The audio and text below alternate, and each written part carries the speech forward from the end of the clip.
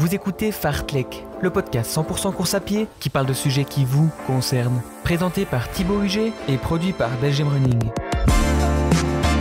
Salut à toutes, salut à tous. Aujourd'hui, on passe du canapé au marathon en un clin d'œil, de la première foulée à l'ultra. Il ne semble plus y avoir qu'un seul pas et beaucoup le franchissent sans attendre. Le running n'a jamais été aussi populaire, mais il n'a jamais été également aussi pressé. Pourquoi veut-on toujours aller plus loin, toujours plus vite, sans prendre le temps de poser les bases pour franchir les étapes ? C'est le constat et le débat que je vais avoir aujourd'hui avec Christophe Thomas, à la tête des magasins Trax et qui voit défiler chaque semaine des centaines de passionnés de course à pied dans ses magasins. Salut Christophe. Salut Thibaut. Tu vas bien ? Très bien, merci. Je suis content de t'accueillir aujourd'hui. Mais avant toute chose, j'aimerais être transparent. Avec Belgium Running, on travaille régulièrement ensemble. Et Trax soutient d'ailleurs ce podcast. Mais si je t'ai invité aujourd'hui, c'est d'abord parce que tu connais super bien la course à pied en Belgique. Et comme tu vois passer des gens tous les jours dans tes magasins, ton expertise sur cette tendance au toujours plus me semblait très intéressante. Et pour poser les bases, on va commencer par échanger sur cet énorme engouement pour la course à pied que l'on voit. Et on fait ça dans l'échauffement. On n'a pas encore parlé échauffement. Je vous propose un échauffement avant de partir courir. Alors Christophe, tu dois avoir une vision, je pense, assez concrète, réelle de l'engouement qu'on voit pour la course à pied. Est-ce que, de ce que tu vois, on peut parler aujourd'hui, en 2025, d'un vrai boom de la course à pied en Belgique ? D'un boom, oui, c'est clair. Maintenant, en 2025, c'est quand même un boom que nous, on a commencé à voir venir fin 2023, donc ça fait un petit temps. Il se confirme, il ne s'accélère pas nécessairement, mais il se confirme et on voit que l'essoufflement n'est pas pour demain. Ça veut dire quoi ? Il se confirme, c'est qu'il y a une augmentation à 2 chiffres en pourcentage qui est là depuis quelques années, qui est constante et qui, selon toi, va encore durer ? Oui, tout à fait. Donc, ce que je veux dire par qu'il se confirme, c'est qu'on parle d'un effet de mode. Moi, je ne trouve pas du tout, il ne me semble pas que ça soit un effet de mode. Mais on sent bien, via, en l'occurrence, par exemple, les inscriptions sur les courses, sur lesquelles on peut avoir certaines projections, qu'en 2026, on parle déjà de croissance et de chiffres qui sont encore supérieurs à ceux de 2025. Donc, c'est en ça que je veux dire qu'on ne voit pas d'essoufflement se profiler. Et chez toi, il y a toujours plus de monde qui pousse la porte des magasins ? C'est concret ? C'est très concret, oui, tout à fait. Il y a toujours plus de monde qui est toujours à la recherche de plus de conseils et de plus de qualité, oui. Et tu as des magasins qui sont à Bruxelles, à Liège, à Charleroi. Est-ce que, peu importe la région en Belgique, le constat est identique ? Ou alors il y a des endroits où c'est plus marqué que d'autres ? Alors non, peu importe la région. Oui, justement, on pourrait croire que par exemple du côté de Charleroi, qui sont à tort considérés trop souvent comme des régions qui auraient peut-être moins de moyens, on est tout autant à la recherche d'expertise, de qualité. Et les passionnés sont tout aussi présents. Ouais, et sans dévoile ce que tu veux, mais est-ce qu'il y a des chiffres qu'on peut donner qui témoignent de cette augmentation de la pratique ? Ça se traduit, j'imagine, aussi en vente ou en chiffre d'affaires. Est-ce que ça se traduit concrètement dans les chiffres ? Nous, il n'y a pas de secret. De toute façon, il y a un article qui vient de sortir là-dessus. Donc, nous, on fait l'année dernière une croissance de plus de 38-39%. Ouais. Et cette année, on est sur l'ordre de 25-27%. Donc, c'est un tout petit peu moins, mais c'est quasiment identique. Et alors, c'est une croissance qu'on va retrouver de manière transversale au travers de tous les rayons. Donc aussi bien au niveau des chaussures que de l'électronique, des vêtements. On sent qu'il y a une prise de conscience aussi qui est venue évidemment par la chaussure. On a toujours dit que quand on démarre, et ça reste vrai, la course à pied, la première chose à laquelle il faut prêter attention, c'est la chaussure. Mais après, par voie de conséquence, on va retrouver en fait, nous, cette croissance sur absolument tous les rayons, avec, il est vrai, quand même depuis maintenant 2 ans, une vraie prise de conscience sur l'importance aussi d'avoir une bonne nutrition à l'effort. Et donc, effectivement, une demande au travers de la gamme en nutrition qui devient très, très importante. Oui. Ouais, tu dis que c'est depuis 2 ans là, que tu viens de dire comme oui. chiffre, mais on disait qu'en 2019, avant le Covid, il y avait déjà, on avait identifié un boom qui a été, en tout cas au niveau des participations, un boom qui a été complètement cassé par le Covid. C'est quoi? Maintenant, on est dans ce nouveau boom, il a commencé directement après le Covid. Comment tu identifies ça au niveau temporalité? Alors, on parle toujours du Covid. Pour moi, c'est multifactoriel, Okay. ce boom de la course à pied. Et effectivement, cette période du Covid est probablement un des éléments qui a joué pour. Alors, moi, en quoi le Covid a joué, entre guillemets, dans le sens de la course à pied? Il y a d'abord une raison, il ne faut pas oublier que la course à pied était à peu près à l'époque, avec le vélo, peut-être un des seuls sports qu'on pouvait encore pratiquer, hein, puisque les salles de sport, tout ce qui était club, tout ce qui était sport co et tout, était interdit. Donc ça a quand même mis un peu le projecteur sur cette discipline-là, surtout qu'on n'était pas limité comme en France à un rayon d'1 kilomètre autour de chez nous. Et puis moi je pense aussi qu'il y a eu une réelle prise de conscience, alors certes pas chez tout le monde, mais quand même chez beaucoup de gens, sur l'importance d'avoir une certaine santé cardiovasculaire qui était OK, je veux dire. Et quoi, dans la fréquentation des magasins, dans les ventes, on est bien plus haut que ce boom qu'on avait identifié en 2019. Ah oui, Il y a tout à fait. aujourd'hui beaucoup plus de monde qui court et donc qui vient chez toi. Tout à fait, c'est même, c'est même en fait sans comparaison. À l'époque, le petit boom qu'on a eu à cette époque-là, donc en 2020, elle va être liée, comme je le disais, aux gens qui, entre guillemets, venaient acheter des chaussures de course à pied parce que les autres choses étant impossibles à faire, on faisait de la course à pied. Aujourd'hui, c'est vraiment une volonté, une volonté initiale et aussi un effet de masse. Ouais, je te demande ton avis, hein, tu n'as peut-être pas la réponse, mais tu penses qu'on est au sommet d'un pic ou on est simplement au début de quelque chose qui va encore prendre de l'ampleur?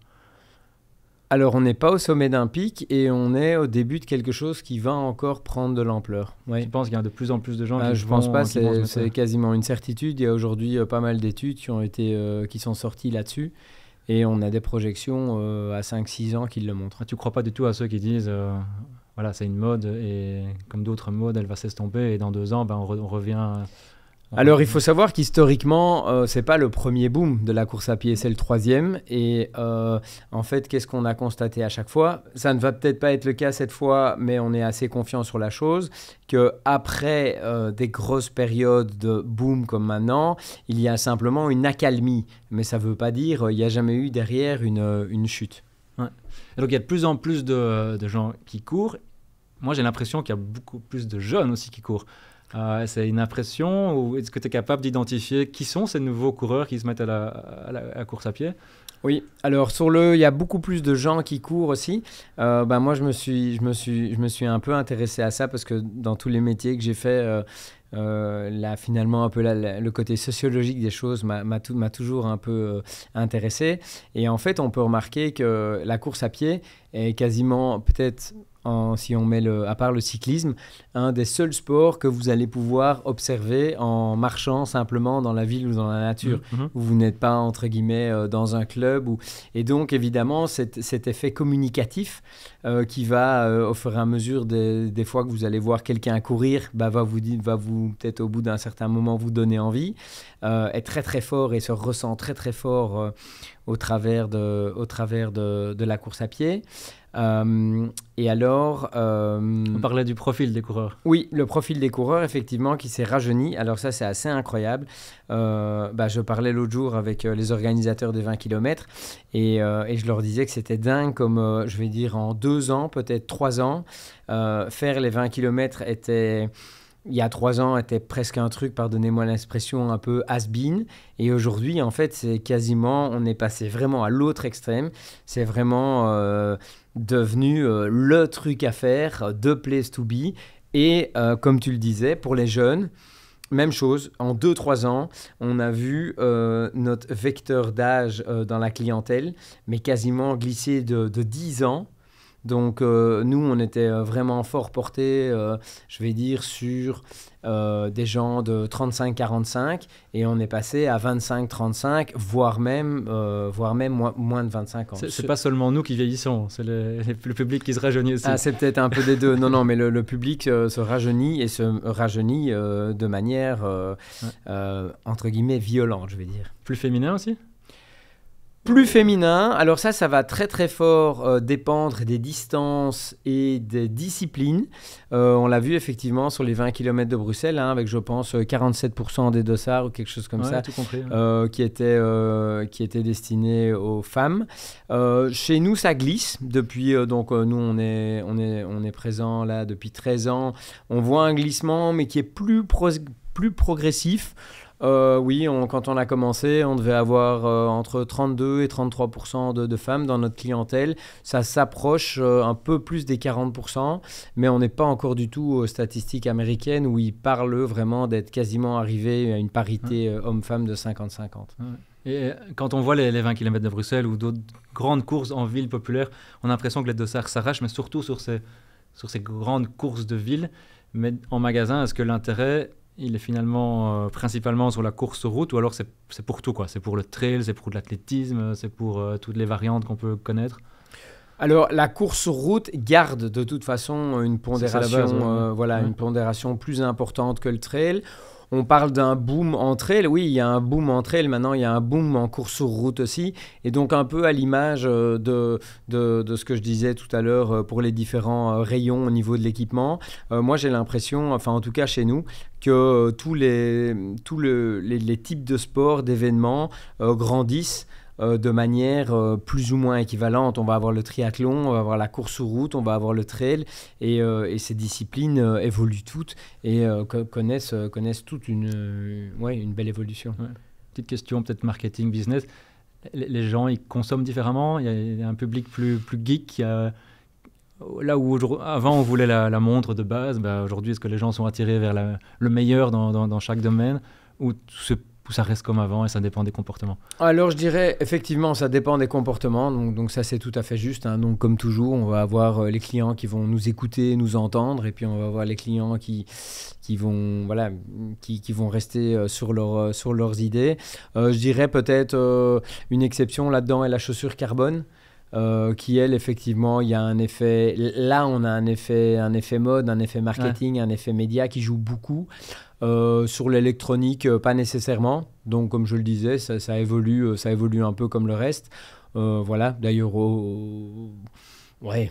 avec certains produits qui commencent à atteindre quand même des prix clairement aberrants je trouve au niveau de l'électronique, donc voilà, mais oui peut-être une exception là-dedans effectivement serait les chaussures carbone. Tu regardes ça avec quand tu vois les comportements, le fait que ce soit parfois là, il y a un esprit, tendance à aller chercher cool, tendance à aller chercher le dernier accessoire. Quand tu vois ces comportements-là, tu regardes ça. Comment ça te fait un peu sourire avec l'expérience que tu as? Non, ou ça me fait partie de l'air du temps. Non, ça me fait pas nécessairement sourire. Au contraire, je trouve ça. Nous, on a un rôle d'expert et donc je trouve ça un peu dommage quand parfois finalement des clients qui viennent chercher un avis et une expertise chez nous ne nous écoutent pas quand on leur dit que une chaussure en carbone ne va pas leur être destinée ou peut-être pas simplement encore leur être destinée, mais qui pensent que parce que oui, le champion du monde utilise une chaussure carbone, dans tous les cas ils courront plus vite avec ce type de chaussure, ce qui est totalement faux. Donc ça je trouve ça peut-être un peu dommage. Est-ce que ça me fait sourire? Non, au contraire ça me rend peut-être parfois plutôt un peu désabusé. Ouais, ok. Allez, on a posé les bases. En tout cas, on voit qu'il y a de plus en plus de monde qui court. On voit aussi que les défis, les gens se mettent des défis de plus en plus. Avant, faire les 20 km, pour certains, c'était l'apothéose. Aujourd'hui, c'est presque banal. Certains se mettent au marathon après 2 mois. Certains se mettent à l'ultra après 1 an. Et on va discuter de ce constat ensemble dans les intervalles. Vos séances de qualité intervalles. Des intervalles. Intégrer des intervalles. La durée des intervalles, le nombre de répétitions, le nombre de séries. Alors Christophe, toujours avec ton expérience, est-ce que tu vois dans les magasins qu'il y a je vais appeler ça une impatience? Est-ce que les gens qui courent, ils veulent toujours mener à bien des défis plus grands, plus vite? Alors plus grand, oui, plus vite, en fait, souvent ils ne s'en rendent pas compte. Pourquoi est-ce qu'ils ne s'en rendent pas compte? Ils voient les gens autour d'eux réaliser des choses, forcément, principalement aujourd'hui via les réseaux sociaux. Et ils ne se rendent pas compte, en fait, mais absolument pas, de tout le cheminement, de tout le chemin, en fait. qui a amené ces gens à faire ça, peut-être pendant 5 ans, 10 ans, 15 ans, 20 ans. Et donc, il y a toute une adaptation physiologique du corps qui a eu lieu, tout un processus de cheminement, aussi bien physique que mental. Et donc, veulent atteindre l'objectif qu'ils voient, à propos duquel ils ont vu la communication, mais ne voient pas ce qui a été fait en amont. Alors, nous, en magasin, souvent, on va essayer un peu de calmer les choses, de, entre guillemets, relativiser. Mais même chose, c'est très compliqué parce que les gens arrivent avec une idée bien précise. Nous devons aussi trouver un équilibre entre préserver leur motivation, leurs ambitions, ne pas quelque part aussi casser ce rêve, mais leur faire comprendre que voilà, peut-être qu'avant de faire un marathon, ça serait bien de faire un semi. Avant de faire un semi, ce serait peut-être bien de faire un 10 km et ainsi de suite. Et donc, on doit faire la part des choses entre ne pas risquer de, entre guillemets, blesser un client. On doit faire aussi avec le temps qu'on a en magasin, qui n'est pas non plus extensible. Mais c'est des choses qu'on s'attache vraiment à faire parce qu'on considère qu'elles font partie de notre métier. Et quelque part, c'est aussi du partage de la passion. Et en disant ça, que les gens veulent aller plus vite, aller plus loin, plus vite, est-ce qu'on est dans la caricature ou est-ce que ça reste une exception, je veux dire, ou c'est ça, tous les jours, tu vois des gens avec des idées un peu particulières. Je ne sais pas si tu as des exemples à partager. Non, maintenant c'est quasiment tous les jours, effectivement. Et donc, oui, ça va être alors plus vite, pas nécessairement toujours plus vite, mais oui, courir tous les jours, courir un marathon alors qu'on a royalement commencé à courir 2-3 mois avant. Voilà, c'est comme on dit de temps en temps, il faut se rendre compte qu'avant un marathon, quelque part, c'était le projet d'une vie. Après, c'est devenu le projet à 1 an et parfois aujourd'hui, nous, on a l'impression que c'est du projet à 2-3 mois. Alors, la chance qu'on a et l'outil qu'on a, c'est qu'on propose à nos clients du coaching. Donc, ils savent quand même qu'on a quand même une sérieuse crédibilité par rapport à tout ça. Et donc, y compris aux gens qu'on coach, on essaye de leur faire comprendre qu'il y a des étapes à franchir. Et que leur corps en subira malheureusement, très probablement les conséquences s'ils ne respectent pas ces étapes, quoi. Est-ce que tu en vois revenir après avec l'échec ? C'est quelque chose, ou alors ces gens-là disparaissent, se volatilisent? Non, pas nécessairement. C'est ça c'est ça un peu le souci, c'est que souvent ils vont avoir projeté un marathon peut-être un peu trop vite, et évidemment ils vont revenir alors avec leur sourire et leur médaille. Mais quelque part, il y a quand même le corps qui a été marqué par des séquelles. Et donc, même chose, on en revient. C'est que c'est encore plus compliqué après ça de leur faire comprendre que tout de même, il serait peut-être temps de faire peut-être un pas en arrière avant de repartir plus loin. Non, ici, ça va être le contraire. Voilà, ils vont considérer qu'ils ont fait un marathon, que tout a bien été. Et souvent, ils repartent après, derrière, vers des distances encore plus longues, quoi, directement. Et c'est quoi le souci finalement alors? Si jamais ils reviennent avec le sourire et leur médaille, c'est quoi le souci? Pour moi, le souci, c'est quand même une question de, comment est-ce que je vais dire, de préservation de son intégrité physique. Et on peut avoir peut-être pas de soucis dans les premiers temps et puis finalement plus de soucis ou des soucis plus graves par après. Donc on considère que, oui, c'est bien connu, ce qu'on appelle cette quantification de la charge mécanique. Elle est primordiale et c'est vraiment la base de tout entraînement et de toute programmation. Un constat que j'ai l'impression que si les gens, il y en a de plus en plus qui courent, on ne cherche pas nécessairement le chrono. Aujourd'hui, on est plus dans une logique de défi et que de performance. Est-ce que c'est aussi quelque chose que tu vois en magasin? Ah, ça c'est sûr, hein, donc ça... Et c'est pas spécialement une critique, hein, c'est un constat sociétal. Hein. Oui, tout à fait. De toute façon, je vois pas en quoi ça pourrait être une critique.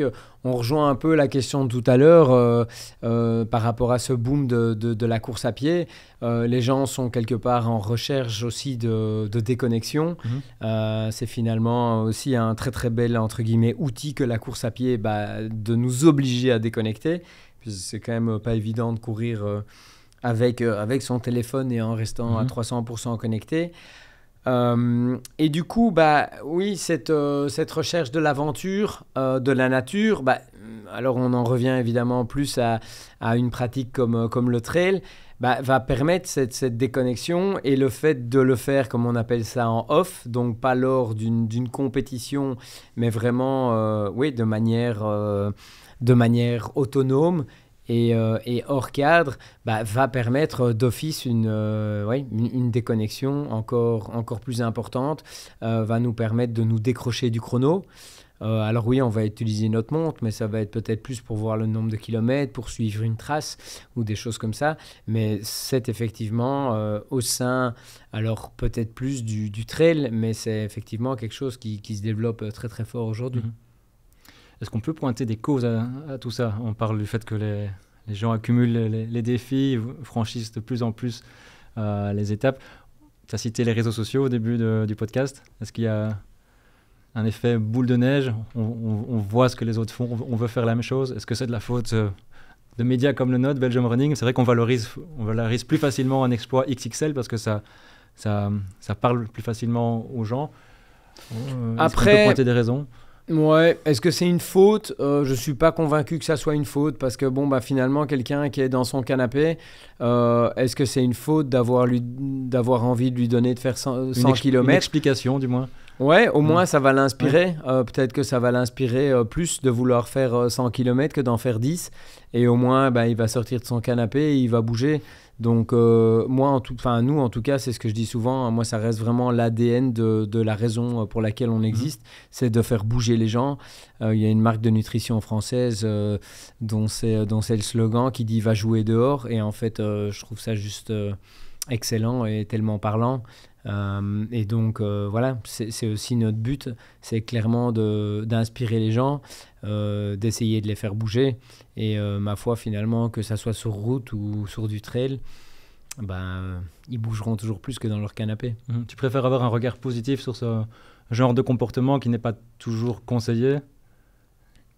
Je pense qu'il faut rester positif malgré tout, quoi. Je pense qu'il faut il faut rester positif, et avec les équipes, on essaie vraiment de s'attacher à ce que ça participe de notre rôle, de servir un peu de gardien par rapport à ça, parce que sinon, ça laisse toujours une porte grande ouverte aux gens qui disent que la course à pied est un sport avec lequel on se blesse, et soi-disant celui avec lequel on se blesse le plus, et ainsi de suite.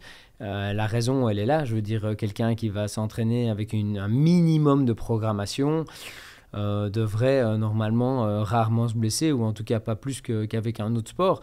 Donc je pense qu'on a tout intérêt aussi à être les gardiens et les garants de ces pratiques. Il faut aller voir le podcast qu'on avait fait avec Hervé Auquier, où c'est pas tout le monde peut courir, c'est pas une question c'est pas la course à pied qui blesse, c'est la manière dont on court.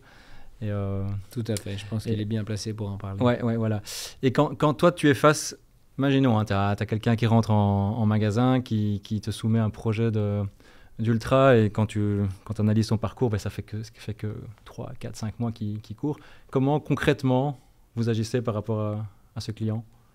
Quel est votre rôle? Alors quel conseil vous pouvez donner? Ok, alors on va pas non plus banaliser ce genre de profil, hein. Donc c'est pas non plus hyper fréquent. Donc les gens sont quand même majoritairement conscients qu'il faut y aller graduellement. Là je caricature, mais il y a des gens qui passent quand même très vite au marathon. Ouais. Ça oui. Ouais. Alors ce que je fais, je parle, comme on dit souvent, je parle de ce que je connais à peu près le mieux, à savoir moi-même. Et donc, même si j'ai peut-être pas toujours respecté toutes les, entre guillemets, règles au niveau de la chronologie, je traverse un peu ce que j'explique via mon exemple, ou en tout cas via d'autres exemples qui m'entourent. Et alors, on va assez voir par rapport à ça si la personne est réceptive ou pas, par rapport à ce qu'on explique. Et ça dépend aussi à quel moment elle vient nous voir dans le cheminement de son projet. C'est sûr, quand j'ai quelqu'un qui vient chez moi, qui est en finalisation de son équipement pour aller faire le marathon des sables, que le départ est dans 1 mois et demi, bon, ma foi, de toute façon, c'est trop tard pour faire machine arrière. Et donc, autant essayer de bien faire les choses là jusqu'au départ et aller dans son sens. Et comme je disais, c'est quand même magnifique de pouvoir préserver et aller dans le sens de la motivation de ces gens-là. Ça reste quand même un beau projet. Ouais. Parce que c'est facile, c'est vrai, de de prendre du recul et de regarder les comportements des gens. On fait tous les mêmes erreurs. On a tous envie de franchir les étapes. Toi, tu cours depuis quelques années. On l'a pas dit, mais tu fais beaucoup d'ultra-trail maintenant. Est-ce que quand tu regardes en arrière, tu as l'impression d'avoir fait les choses comme il faut ou comme à peu près tout le monde, certaines fois, tu t'es cramé, tu as été trop vite sur un morceau qui était trop gros? Alors oui, mais ça date. Donc c'est vrai qu'effectivement, à l'époque où j'ai mis les pieds dans l'ultra, c'est vrai qu'à cette époque-là, je suis peut-être monté un peu trop vite en distance. Bon, après, j'avais quand même derrière moi 25 ans de sport collectif. Donc je pense que mon corps avait l'habitude de faire du sport de manière régulière la semaine. Mais c'est vrai qu'à une certaine époque, oui, j'étais monté vite en distance. En 2017 aussi, c'était des années où je faisais clairement trop d'ultra, vraiment trop de longues distances. Et puis là, bon, voilà, après, j'ai eu la grande chance de rencontrer François Dan, avec qui j'ai beaucoup échangé là-dessus. Et qui, au fur et à mesure des années, m'a fait prendre conscience que c'était finalement vraiment pénalisant, pas seulement par rapport à la performance que j'avais sur les distances que je faisais, mais aussi par rapport au plaisir qu'on prend, essayer de revenir un peu plus à une notion de qualité plutôt que de quantité. Et donc maintenant, ça fait quand même un paquet d'années que j'ai quand même très fortement réduit le nombre de courses par an. Alors, cette année, par exemple, un très bon exemple, j'ai plus de off, donc je mets plus en place des séjours avec des copains, à gauche, à droite, plutôt que des compétitions. Donc voilà, donc moi j'ai fait plutôt un petit step back par rapport à ça. Après avoir fait aussi pas mal de 100 miles, donc de 160 km, je suis revenu plus sur des distances comme 100, 120, 125. Qui aussi me correspondent un peu plus et où on n'a plus ces 40 derniers kilomètres qui franchement sont au mental. Alors c'est très bien de dire qu'il faut un gros mental et c'est magnifique d'y être arrivé au mental et ainsi de suite, mais voilà, j'ai vraiment repoussé cette notion de plaisir, ce vecteur beaucoup plus au centre de mes priorités et donc voilà, et aujourd'hui je pense assez bien en phase avec tout ça. Ouais. Donc tu as aussi fait un cheminement où tu as appris de tes erreurs. Oui. Ouais. Oui, tout à fait. C'est quasiment obligatoire, t'as l'impression? Parce qu'on a t'as beau entendre le fait que c'est pas conseillé, finalement, on a tous envie de suivre ses envies, sa passion. Oui, alors, oui, attention, j'ai peut-être été un tout petit peu trop vite à une époque, mais c'est vraiment un tout petit peu trop vite. Donc, mais t'as quand même fait marche arrière, tu l'as dit? Oui. T'as changé ton comportement? Oui, tout à fait. Mais je veux dire, j'ai jamais été jusqu'au stade... de plus avoir envie de courir pendant des semaines, voire des mois, voire pour certaines personnes arrêter complètement de courir. C'est le risque. C'est le risque, ça se produit, oui, on a des exemples et pas des exemples, enfin on a quantité d'exemples. Donc oui, ça c'est sûr que c'est le risque. De vouloir aller trop vite, finalement, on passe à quelque chose qui pourrait... Oui, trop vite, ou d'aller sur des distances qu'on pense qui nous correspondent et puis qui ne nous correspondent pas. Quand on voit aujourd'hui des formats qui se développent... en 360, 700, 800 km. Voilà, on connaît des exemples de coureurs qui, après avoir réalisé ces courses-là, ont tout simplement arrêté de courir. Donc, je pense qu'il faut être assez vigilant à ça aussi, quoi. T'as l'impression que les gens au magasin, ils t'écoutent ou de toute façon, c'est peine perdue? On en parlait tout à l'heure, ça dépend, donc ça dépend. Alors, nous écouter, ils nous écoutent, mais c'est ce que je dis toujours, il faut nous entendre, il ne faut pas nous écouter. Donc, ça dépend, mais voilà, parfois on se trompe aussi, donc on n'est pas dans le corps des gens, finalement, c'est aussi un peu à chacun de connaître son corps. Et puis attention, il y a des gens qui ont des facultés on en connaît, je pense que tu en as eu dans ce podcast, des gens qui ont des facultés de récupération absolument astronomiques. Donc qui sommes-nous aussi pour juger ça? Mais c'est vrai que c'est toujours une position un peu difficile à tenir pour nous, puisque comme je le dis souvent, nous dans les magasins on n'a pas de blouse blanche en plus, donc on n'a pas cette aura-là. On a l'aura des passionnés, des gens qui pratiquent, mais on n'a pas la blouse blanche. Donc voilà, mais je pense qu'on est entendu comme on doit l'être.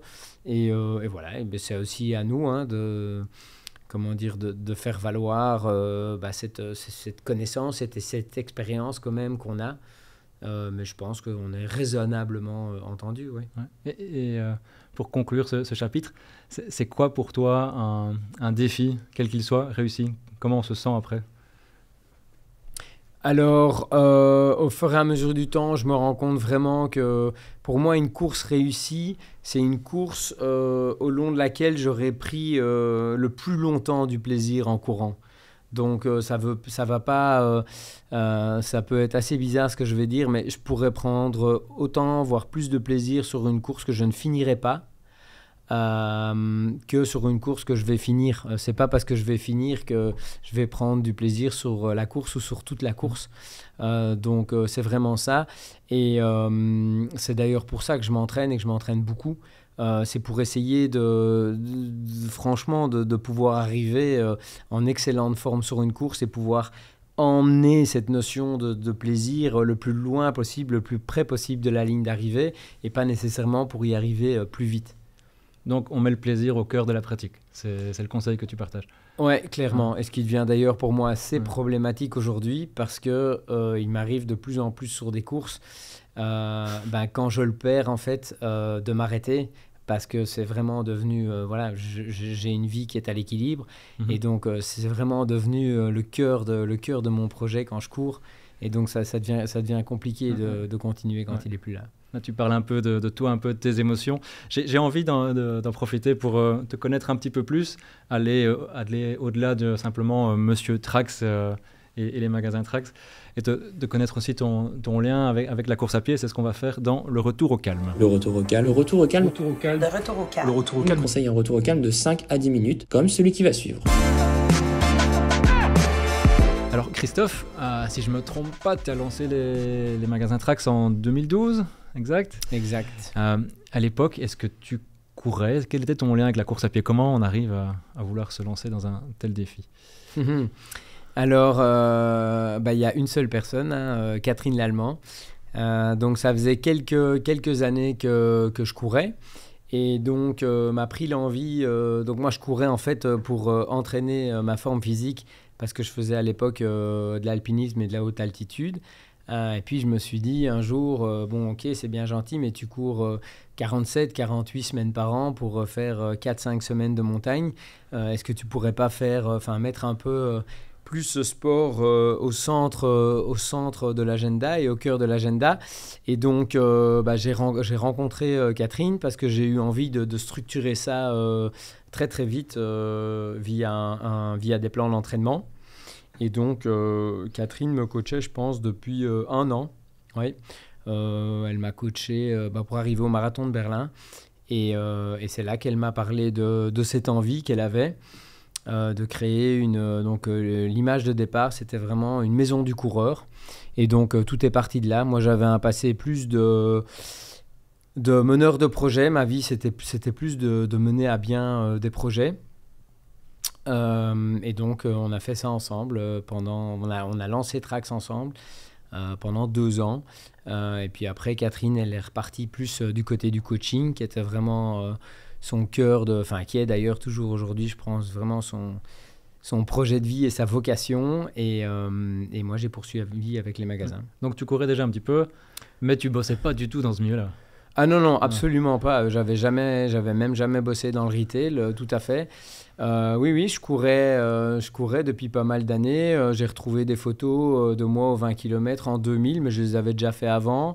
J'ai fait une course en Algérie, dans le désert, à but caritatif avec des copains en 2004. Ok. Ouais. Donc oui, j'avais déjà un peu couru, oui. Mais la passion, j'ai l'impression la passion a grandi en même temps que le magasin, non? Oui, tout à fait. Après, même si après pendant pas mal d'années j'ai plus couru, en 2004 quand j'ai fait cette magnifique aventure là dont je parlais dans le Haut-Gard, non, j'avais déjà quelque part un peu cette graine qui était là. Mais oui, c'est sûr qu'aujourd'hui c'est toute ma vie, ouais. Ouais, parce que tu as déjà fait pas mal de beaux trails, je pense que tu as fait l'UTMB, la Diagonale des Fous, Verbier-Saint-Bernard, des courses en Asie. La Transvulcania, Hong Kong 100, Leadville. Il y a encore des courses qui te font rêver? Ah oui, il y a 2 courses qui me font rêver, mais ça devient très très compliqué pour avoir des dossards. C'est la Western States et la Hard Rock, comme beaucoup de trailers. Donc voilà, on attend, mais en fait finalement, c'est des courses auxquelles je participe à la loterie tous les ans, et puis j'y pense plus. En fait, je me dis que si un jour ça doit tomber, et puis si ça tombe pas, ce sera pas. C'est ces 2-là que tu veux ajouter sur ton CV, on va dire. Oui, mais je me rends surtout compte de toutes les belles courses que j'ai déjà eu l'immense chance de pouvoir faire, et c'est déjà beaucoup. Tu peux pointer peut-être un meilleur souvenir sur une de ces courses? Un souvenir qui te vient à l'esprit sur ces trails Alors, des souvenirs, j'en ai beaucoup. Ils ont chacun un peu leur particularité. Il y a un souvenir, mais voilà, qui est, parce que comme je travaille avec mon épouse dans les magasins, mais c'est vrai qu'elle relève assez souvent ce souvenir. Donc moi, une course que j'affectionne vraiment beaucoup, c'est le 120 du Lavaredo. Et une année, j'étais sur le 120, moi, et j'étais occupé à prendre un gros coup de chaud. Et Alexandra faisait une autre distance sur le Lavaredo, je ne sais plus laquelle c'était. Et en fait, ces 2 courses se rejoignent. Et donc, c'était vraiment très comique parce que c'est vraiment elle qui m'a sorti du fond, comme on dit. Et on a poursuivi la course ensemble. Et c'était assez comique parce que j'étais tellement mal que en fait, c'était elle qui, à certains moments, devait accélérer pour être dans ses barrières horaires à elle. Et on finit la course ensemble. Et le hasard fait qu'il y a quelques semaines, je suis retombé sur les photos de l'arrivée. Et ça, c'était juste incroyable de pouvoir faire ça ensemble. Ouais.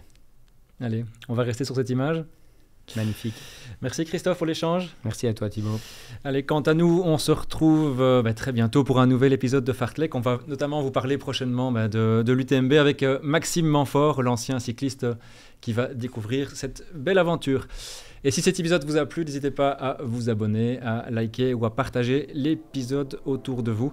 Je n'oublie évidemment pas Corentin Capel pour tout le boulot en coulisses. À très bientôt. Ciao.